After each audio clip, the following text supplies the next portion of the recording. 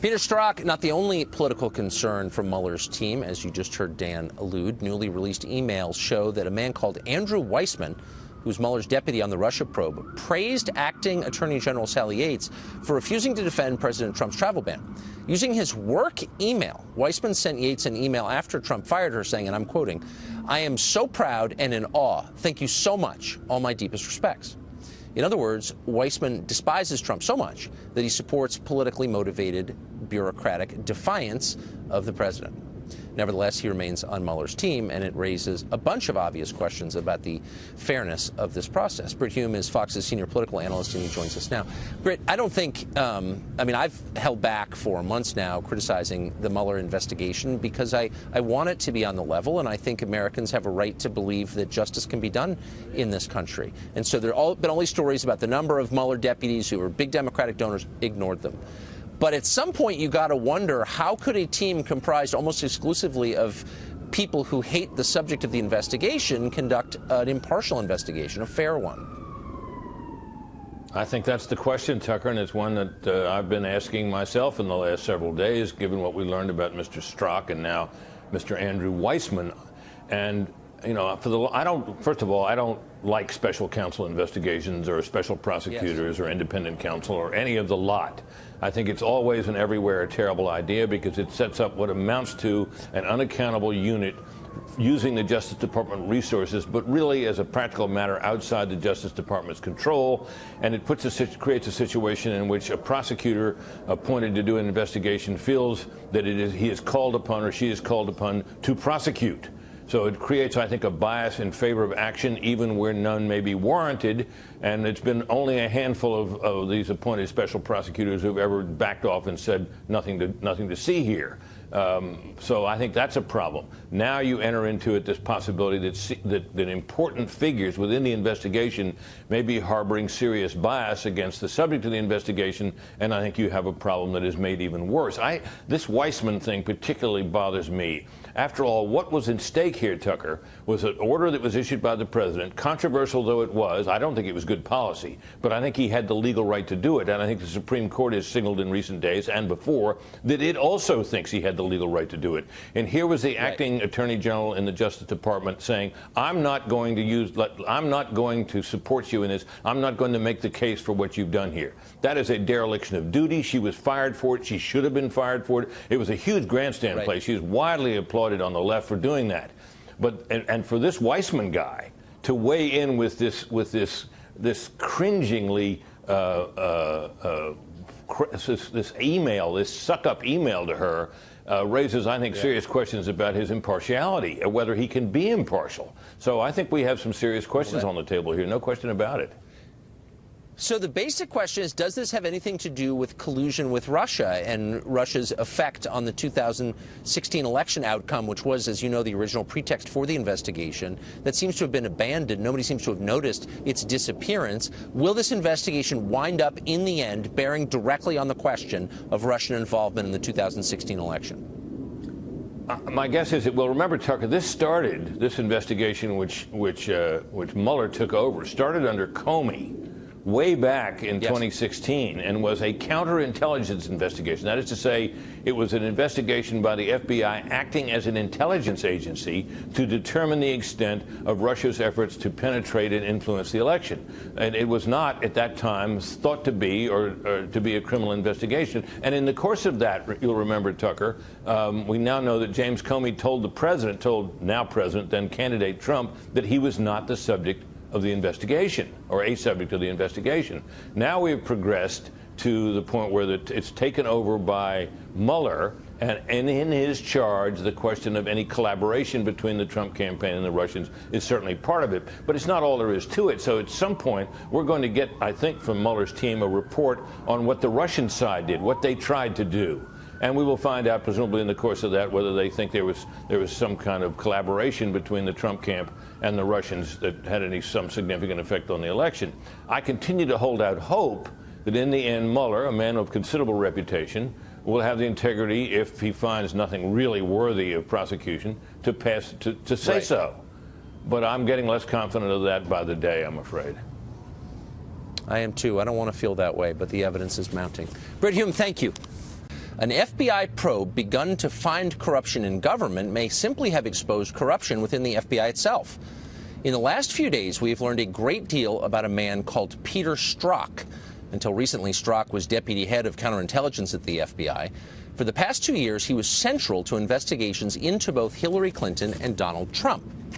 Last summer, Strzok was abruptly pulled off Robert Mueller's team of investigators. This didn't become public for months, but it happened. The FBI won't explain why it happened, even when asked directly by the Congress. Now we know it happened because Strzok was sending highly political text messages to his mistress, who also worked at the FBI, messages praising Hillary Clinton and denigrating Donald Trump. Now, why does this matter exactly? Well, because everything about Peter Strzok's job was essentially political. Strzok was the man who signed off on starting the current Russia investigation, the one that has totally overtaken the federal government. Strzok was also the official who altered James Comey's statement to avoid criminally implicating Hillary Clinton in her now famous server investigation. In other words, Strzok's political opinions mattered. In fact, they may have changed American history. And to illustrate it, consider this. Consider how Agent Strzok handled 2 different series of interviews in criminal investigations. According to a new piece by Chuck Ross of the Daily Caller, Strzok was the agent who personally interviewed Hillary Clinton's top aides, Cheryl Mills and Huma Abedin, during the server investigation. Government notes from those interviews show that Abedin told the FBI she had no idea that Hillary Clinton was maintaining a private email server, in fact, only learned about it in the media. Mills, for her part, went even further than that. She claimed that not only did she not know about Hillary's server, she had no clue what an email server was. Here's the problem. It looks like both Mills and Abedin lied. In a 2010 email to Abedin, Cheryl Mills wrote this, quote, "HRC email coming back, is server okay?" End quote. So it turns out Cheryl Mills knew exactly what a server was. A year later, Bill Clinton aide Justin Cooper emailed Huma Abedin to say he had shut down Hillary's server in response to a hacking attempt. Cooper also explicitly told the FBI in his own interview that he'd discussed Clinton's email server with Huma Abedin in 2009 while that server was being set up. Any reasonable person would conclude that both Mills and Abedin were lying baldly when they told the FBI they knew nothing about Clinton's email server. Lying to the FBI, as we've all just been reminded, is a felony. Yet neither Mills nor Abedin was charged or prosecuted for that. Former National Security Advisor Michael Flynn must be looking on at all this in bewilderment. Agent Strzok, it turns out, interviewed him too. But unlike Hillary Clinton's aides, Michael Flynn didn't get a pass. Flynn just pled guilty to a serious federal crime. His life has been destroyed. He's had to sell his house to pay his legal bills. 2 cases, same crime, wildly different outcomes. What do the 2 have in common? Well, one highly political FBI agent. All of this raises the question, what other cases has Agent Strzok influenced in recent years? The public has a right to know the answer to that immediately. The FBI belongs to voters, not to Peter Strzok and his friends. The FBI doesn't see it that way, of course. From their perspective, you've got a right to shut up and do what you're told. And by the way, you'll stop asking so many questions if you know what's good for you. This is exactly how the secret police start, when law enforcement agencies decide to do the bidding of politicians rather than pursue impartial justice on behalf of the public. We ought to nip this nightmare in the bud right now. Dan Bongino is a former NYPD officer, and he joins us tonight. So, Dan, obviously, most Americans don't want to think badly of the FBI or to suspect that politics are behind key decisions in investigations. Sure. But I am sincerely baffled as to how Huma Abedin and Cheryl Mills could apparently lie in their interviews to the FBI and escape any kind of penalty, and Michael Flynn lies and pleads to a felony charge. How can that be? Because, Tucker, this is the weaponization of your government and mine. As a former federal agent and someone who worked inside the White House, if you're not scared of your government tonight, this case should at least tickle you a little bit and wake you up. Donald Trump's crime, make no mistake at this point, was winning this presidential election. Tucker, let's walk through just quickly how this started. This was all based on a crime, and I'm using the dreaded air quotes here, of a violation of the Logan Act. An act that has never been successfully prosecuted in the history of the constitutional republic, which says that private citizens can't negotiate with foreign governments. Really? Why isn't Jimmy Carter in jail for going to visit the Palestinians? Why isn't Jesse Jackson in jail for going to North Korea? The answer is because nobody took it seriously. Or Barack Obama, who's abroad negotiating global warming agreements in effect all the time, or Bill Clinton, or any former president, you know, including Ronald Reagan. I mean, you're right. It's ridiculous. Obama, who was just overseas doing that, by the way. This, and who started this whole thing with the Logan Act, according to multiple reports I've seen out there now?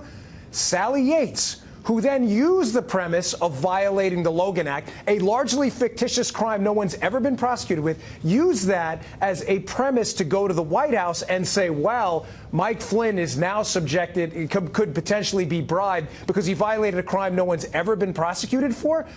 Tucker, this is a frightening case. And then double that down with Andrew Weissman and Jim Comey. Jim Comey, who acknowledged starting the special counsel after he was fired by leaking sensitive data to the press. This case stinks. It's a scam, it's a sham, and it should scare every American, regardless of your political stripes. So I guess what confuses me is the lack of oversight. For whatever reason, and honestly, I'm confused by it, the executive branch, the White House, and the leadership of the DOJ haven't done a lot to rein them in. But the Congress also has oversight over the FBI. And it's not clear to me why FBI officials who refuse to answer basic questions like what's in Strzok's texts, why they're not being held in contempt of Congress. Yeah, what's doubly frightening about this, Tucker, is they're stonewalling on congressional requests for information, and they're looking at potentially by Devin Nunes being held in contempt of court. Think about what we're talking about here, Tucker. The branch of government most intimately related to the people, the House of Representatives, elected every 2 years. They represent the smallest number of people at the federal level. These are the accountable entities. They have said, the representatives of the people, the FBI, give us this information now. There is something going on, and we demand as representatives of people to know it. And the FBI, not a knock on the men and women, I'll be crystal clear, they're wonderful. I've worked with them. They're great. FBI management, someone there who's been infected with the political bug, has said, nah, we're just not going to abide by that. I mean, what are you operating, a shadow government? Are you serious? Congress has demanded answers and you're just saying, no, we're not going to do it? I don't understand why everyone seems so passive in the face of this. I mean, this is a perversion, one of the institutions that most Americans respect and want to respect, the FBI, but also it's the most powerful federal agency. I mean, they can destroy your life in an afternoon. Why is no one stepping forward to rein them in? You know, that's a great point, Tucker. I mean, if you're a Democrat in Congress watching this show right now, I know we've got them. Aren't you worried? The government is so powerful right now that the most powerful man in the world, Donald Trump, the president, can do nothing to stop this investigation, this sham investigation from coming after him. If you're a Democrat, aren't you a little worried right now that may boomerang back on you? Conservatives have been worried about this for years. It's time for liberals to wake up and shut this disaster down. This is a political witch hunt at its worst. It's an international disgrace right now, what's going on. We're being embarrassed on the global stage. This is not an investigation. This is a scam. Liberals used to worry about things like that before they took power. Now they just benefit from them. Dan, thanks very much for that. Yes, sir. This FBI agent, Peter Strzok, who is now at the center of a new investigation, was on the ground floor of the Clinton email counterintelligence referral from the Intelligence Community Inspector General to the FBI in 2015 after highly classified information passed through Clinton's unsecured server used exclusively for government business. And according to a lengthy New York Times profile on FBI Director James Comey just 2 weeks before he was fired, a profile done with the full cooperation of the FBI media office, this FBI agent Strzok was central to discussions about intent and whether to prosecute Clinton under the gross negligence statute, though intent is not required. He was also a key player in drafting of the July statement by Director Comey that recommended against criminal charges, now referred to as the exoneration statement. And he was in the lead on the review of classified emails found on Anthony Weiner's computer that belonged to his estranged wife and Clinton aide Huma Abedin.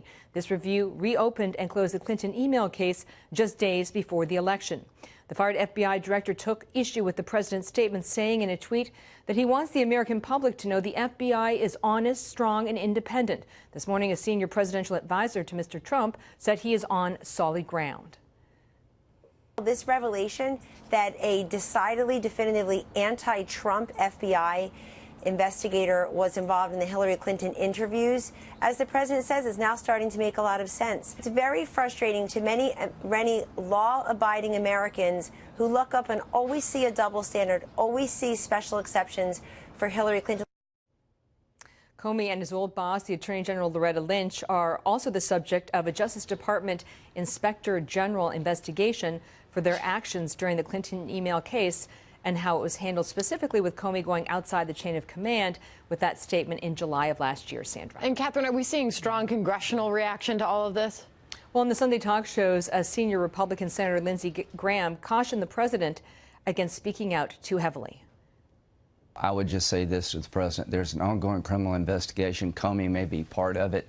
You tweet and comment regarding ongoing criminal investigations at your own peril. I'd be careful if I were you, Mr. President. I'd watch this.